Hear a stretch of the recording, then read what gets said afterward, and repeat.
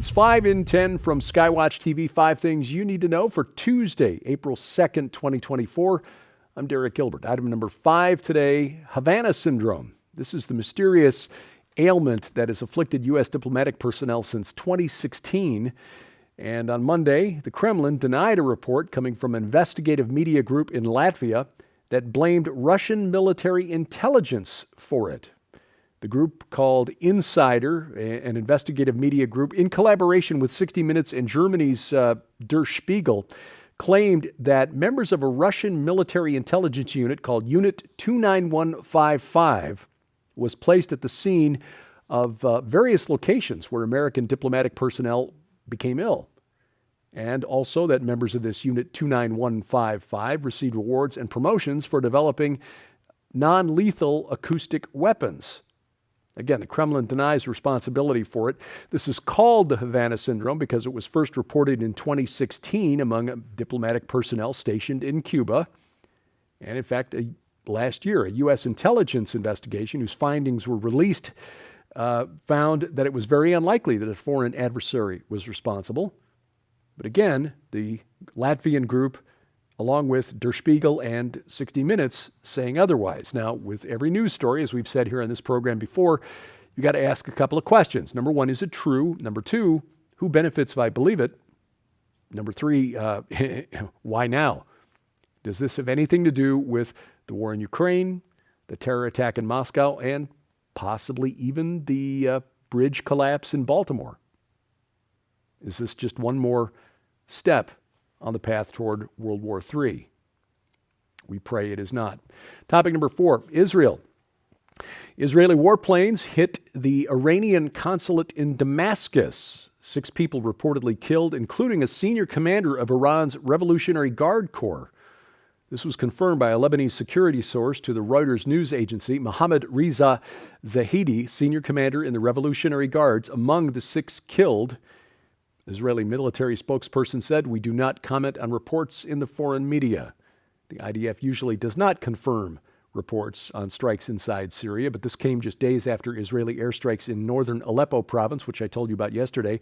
Death count in that strike now reportedly 53. While this is going on, Prime Minister Benjamin Netanyahu, as we told you, Sunday night underwent surgery for a hernia. He stayed overnight at the Hadassah Ein Harem Hospital. Hospital said in a statement that the surgery went fine. The Prime Minister is awake, recovering, speaking to family. He'll be back at work shortly. Benjamin Netanyahu, 73 years old. He's not a spring chicken anymore, still in relatively good health for his age, but he did have a pacemaker implanted last July. So his health, obviously something that is of concern to the people in Israel. Topic number 3, the border. Kind of an odd report from El Paso. We told you about the group of migrants that rushed the border and the National Guard troops there. This was a still image captured by a reporter from the New York Post. The group that had been arrested by police after this incident have been ordered released by a magistrate judge in El Paso, a ruling that took place on Easter Sunday. They were taken into custody, the migrants that is, by Customs and Border Protection. At one point, one of the migrants reportedly tried to get a firearm away from one of the National Guard soldiers. After the riot, authorities confiscated knives and shanks from some of the migrants. But presiding magistrate Judge Humberto Acosta ordered the rioters released after accusing the district attorney's office in El Paso of being unprepared to proceed with detention hearings for the defendants. Acosta accordingly ordered the rioters released on their own recognizance. Yeah, probably fine. Meanwhile, in Denver, the government there is so desperate that a city official was caught on tape essentially begging newly arrived migrants to go somewhere else, anywhere else, because Denver is being overrun. They no longer have resources to accommodate the flood of migrants, many of them arriving by bus, courtesy of the state of Texas and Governor Greg Abbott. Denver Mayor Mike Johnson's political director, Andres Carrera, serves as the city's newcomer communications liaison, heard telling the migrants, "New York gives you more. Chicago gives you more. So I suggest you go there where there's more long-term shelters. There's also more job opportunities there." In fact, Denver is offering to pay for their transportation to New York or Chicago or anywhere else. But according to the videotape obtained by News 9 in Denver, apparently the migrants preferred to stay in Denver. Maybe Mayor Johnson and his predecessors should not have declared Denver to be a sanctuary city. Topic number 2, population bust. Contrary to what many of us were told, those of us who grew up in the 60s and 70s, remember the book was a Population Bomb. Paul Ehrlich said that we were in danger of overrunning the carrying capacity of the earth. I remember that as a topic in high school debate in the late 70s. The Malthusian nightmare that we were all facing. Well, it turns out that was a lie. Human birth rates have been dropping drastically, and in the coming century, over 2/3 of the countries on planet Earth will be in decline. This new study published in The Lancet, which is a respected peer-reviewed medical journal, scientists behind the paper warn that governments have to prepare for a population bust as a result of these declines in fertility. According to the new study, by the year 2050, people in 155 out of the 204 countries and territories included in the study will have fewer babies than required to maintain current population levels. The forecasts show that by the year 2100, that will increase to 198 out of 204. The only places where there will be more babies than deaths are Bhutan, Bangladesh, Nepal, Saudi Arabia, Samoa, Somalia, Tonga, Niger, Chad, and Tajikistan. Those are the 6 by the year 2100. Samoa, Somalia, Tonga, Niger, Chad, and Tajikistan. Everywhere else on Earth, populations will be shrinking. In fact, a recent study in China, done by a university in Shanghai, found that China's population is bound to decline by about 50% by the end of this century. If that's the case, according to the authors of the study in The Lancet, human population in places with low birth rates will shrink, of course, but those with increasing birth rates may suffer a brain drain as the people in those countries and territories send their people to wealthy but shrinking countries who need skilled workers. Now, there are some people who look at this and say, this is all good news. Yay! Smaller carbon footprint. We're saving Mother Earth. Well, there are demographers who are looking at these trends and very concerned because as you get an aging population, and once this trend of declining population begins, it may not reverse. Come quickly, Lord Jesus. Coming up, as if you needed another reason not to trust the mainstream media. I'll explain next on 5 and 10. We want to make sure that you know how you can get your copy of this incredible new book in the Summoning the Demon Super Collection. This amazing collection includes Dr. Thomas Horn's final book, Summoning the Demon, Artificial Intelligence and the Image of the Beast, that reveals how tech singularity will bring an all-powerful artificial mind to life.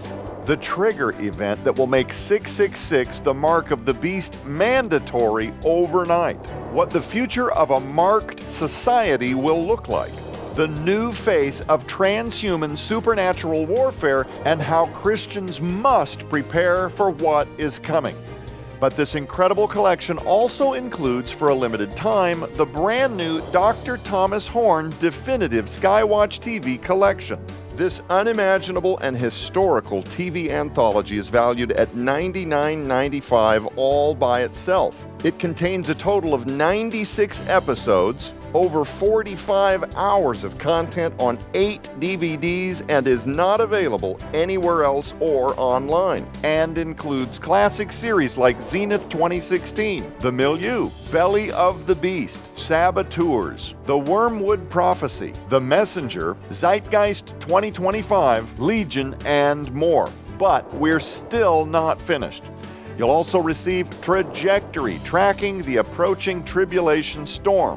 This unprecedented masterpiece by legendary authors Dr. Thomas Horn, Terry James, Tim Moore, and others provides in-depth analysis of emerging topics like pandemic tidal waves, catastrophic weather changes, Mideast malevolence, and so much more. This unprecedented collection, sold separately, holds a retail value of over $140. Yours now for your donation of only $39.99 plus shipping and handling. So don't delay. You can scan the QR code on your screen right now using the camera app on your phone for instant access to this special collection. You can also visit us at skywatchtvstore.com or call 1-844-750-4985 and ask for the Summoning the Demon Super Collection now.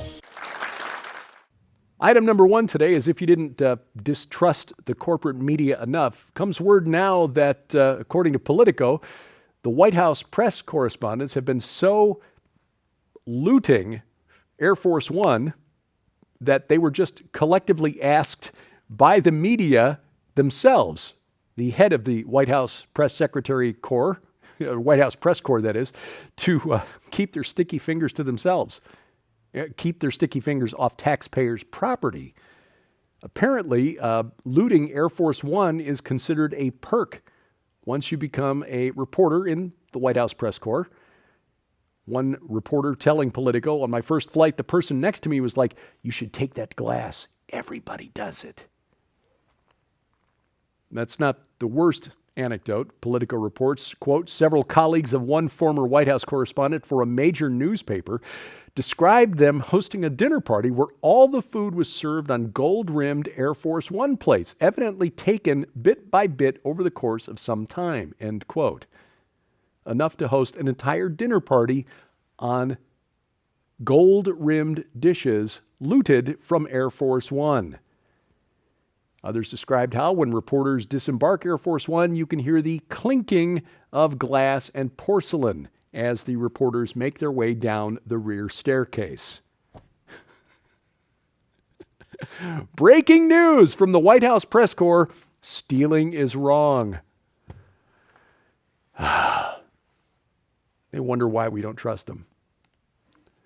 Skywatch TV's Defender Conference, our virtual conference, Confronting the Darkness, continues. You still have time to sign up. You get 90 days, full access to 24 presentations, and as a free bonus, all 6 Skywatch Films documentaries. Don't miss out on this opportunity. The last presentation for Skywatch TV from Dr. Tom Horn. You can find out more, get a list of the speakers, and sign up today for instant access, 90 days, at defenderconference.com. That's defenderconference.com. Speaking of Tom Horn, his last book, in collaboration with Allie Anderson and Joe Artis Horn, Summoning the Demon. We begin a 4-week series based on that book. Artificial intelligence, and what role will it play in the end times? Will AI be used to create the image of the beast, or give life to the image of the beast? This is very relevant stuff that 20 years ago would have seemed like science fiction, but now, as ChatGPT is now in its 4th or 5th iteration, it's becoming more and more plausible. Watch the program right now at skywatchtv.com. All of our video content is always there.